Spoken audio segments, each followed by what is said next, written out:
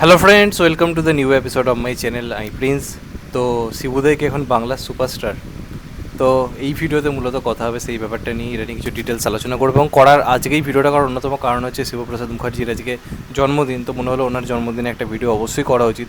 আজ থেকে কয়েক বছর আগে যে শিবপ্রসাদ মুখার্জিকে নিয়ে প্রচুর চর্চা করতাম বা তাকে নিয়ে যে প্রচুর কথা বলতাম তা নয়, কিন্তু যত দিন যাচ্ছে এই মানুষটার ইন্ডাস্ট্রির প্রতি অবদান এবং তার কাজ করার ধরন যত দেখছি, তত কিন্তু আস্তে আস্তে এই মানুষটার প্রতি রেসপেক্ট ক্রমশ বাড়ছে।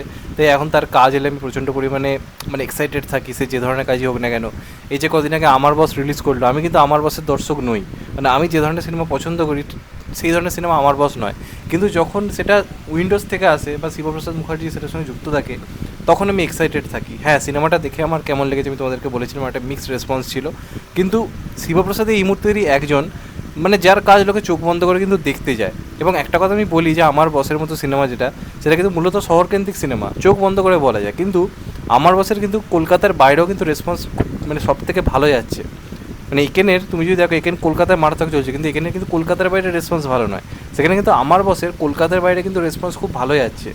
এর একটা জিনিস বোঝা যাচ্ছে, গ্রাম থেকে শুরু করে মফস্বল থেকে শুরু করে সব জায়গায় শিবপ্রসাদের যে গল্প বলার ধরনটা, যেটা সহজ সরল গল্প বলার যে জিনিসটা করে, সেটা কিন্তু লোকে অ্যাকসেপ্ট করেছে। এবং যত দিন যাচ্ছে মানুষ কিন্তু শিবপ্রসাদকে প্রচণ্ডভাবে অ্যাকসেপ্ট করছে। এই কথাটা কিন্তু মানতেই হবে, এই নিয়ে কোনো সন্দেহ নেই।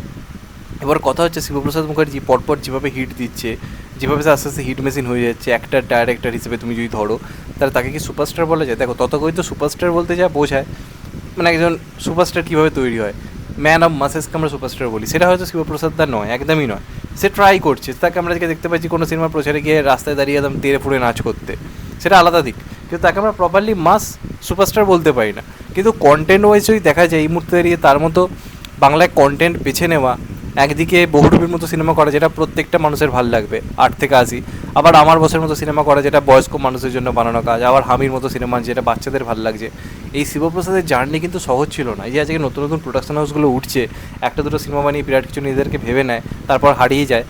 আজকে যখন শিবপ্রসাদের নতুন যখন প্রোডাকশন হাউস খুলেছিল উইন্ডোজ, তখন কিন্তু তাদের কোনো অস্তিত্ব ছিল না, তাদের কেউ পাত্তা পর্যন্ত দিত না।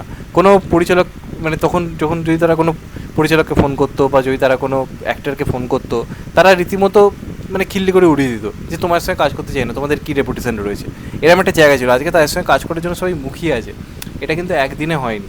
আর রিসেন্টলি আমাকে যদি জিজ্ঞাসা করো শিবপ্রসাদকে নিয়ে, তুমি পরিচালক শিবপ্রসাদকে পছন্দ করো নাকি অভিনেতা শিবপ্রসাদ, আমি চোখ বন্ধ করে অভিনেতা শিবপ্রসাদের কথা বলবো। এই মুহূর্তের অন্যতম ভার্সেটাইল অভিনেতা বাংলার, যে লোকটা কণ্ঠ করতে পারে, রামধনু করতে পারে, হামি করতে পারে, অ্যাক্সিডেন্ট করতে পারে, সেই করতে পারে বহুরূপী, সেই করতে পারে আমার বস। আমি তো মন থেকে চাই আরও বেশি করে অভিনেতা শিবপ্রসাদ কাজ করুক। তার কাজ করার ধরন, তার অভিনয় আমার ব্যক্তিগতভাবে খুব পছন্দের লাগে। আজকে অনেকেই অভিনেতা এবং পরিচালক হয়ে কাজ করছে, কজন সফল হতে পারছে দুটো দিককে ব্যালেন্স করে? শিবপ্রসাদ কিন্তু সফল।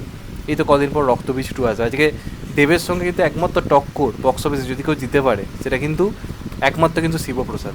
তার প্রোডাকশন হাউস বা তার কোনো আসা সিনেমা, এটা কিন্তু মানতে হবে। দেবদা একদম অপ্রতিরোধ্য মানুষ। এই মুহূর্তে দেবদাকে টক্কর দেওয়ার মতো কিন্তু কেউ নেই, একজনই পারে, সেটা হচ্ছে উইন্ডোজ। যে কারণে আজকে দেব ফ্যান্সদের সঙ্গে জিৎ ফ্যান্সদের তর্ক যত বেশি না হয়, অনেক বেশি হয়ে যায় উইন্ডোজের সঙ্গে হাতাহাতি। কারণটা কি? কারণ এই দুজনের মধ্যে টক্করটা এখন মারকাটারি হচ্ছে। ও করছে 20 কোটি, এ করে দিচ্ছে 26 কোটি, এ করছে 26 কোটি, তো করছে 30 কোটি। এই জিনিসটা কিন্তু এখন হচ্ছে। এই মুহূর্তে দেবের টক্কর সব থেকে বেশি কিন্তু শিবুদার সঙ্গে, চোখ বন্ধ করে এটা মানতে হবে, অস্বীকার করার কোনো জায়গা নেই। এবং এই মুহূর্তে বাংলার অন্যতম হিট মেশিন কিন্তু তারা। আজকে তাদের আমি যদি জার্নির কথা তুমি যদি দেখো, আজকে শিবপ্রসাদ কিন্তু শুরু করেছিল একজন অভিনেতা হিসেবে। এমনকি তার একটা শুরুর দিকে সিনেমা ছিল জামাই নম্বর 1 বলে, যেটা পুরোপুরি মেন স্ট্রিম মুভি, কিন্তু যখন সে অভিনেতা হিসেবে নিজের জায়গা তৈরি করতে পারলো না, 2003-এর পরে সে 8 বছরের গ্যাপ নেয়, তারপর আনে ইচ্ছে। সেটাই এসে ইন্ডাস্ট্রিটাকে পুরো পাল্টেতে, যে এরমভাবেও সিনেমা যে বানানো যায়, কোনো বাজেট নেই, কিচ্ছু নেই, কিছু নতুন অভিনেত্রীকে নিয়ে সিনেমা ব্লকবাস্টার হিট হয়ে গেল। তারপরে এলো মুক্তধারা, সেটা একটা এমন কিছু বানালো, অরিজিনাল যারা কয়েদি, যারা সংশোধনাগারে গিয়ে যাদের জীবনে পরিবর্তন হয়েছে, তাদেরকে নিয়ে সিনেমা বানালো, যেটা বাংলায় কেউ ভাবতে পারেনি। তারপর এলো অ্যাক্সিডেন্ট আজও যারা দেখো নি, প্রত্যেকে বলবো দেখতে। ওখানে শিবুদার কাজ, রুদ্রনীতার কাজ, খরাসদার কাজটা একবার দেখো। আজকে যদি তোমাদের বহুরূপী ভালো লাগে, তাহলে তোমাদের ওই সিনেমাটা ভালো লাগে, তোমার রুটের একটা গল্প। তো তারা এই জিনিসটা পারে ভাই। শিবপ্রসাদটা কিন্তু আজকে যেটা করেছে, নিজের জায়গা কিন্তু অ্যাচিভ করতে পেরেছে নিজের এতে। প্রত্যেকে শেখা উচিত যারা নতুন নতুন প্রোডাকশন হাউস খুলছে। আগেই সবাই বড় বড় কথা বলে, আজকে যদি শিবুদা বড় বড় কথা বলে, সে আই থিঙ্ক সেটা ডিজার্ভ করে।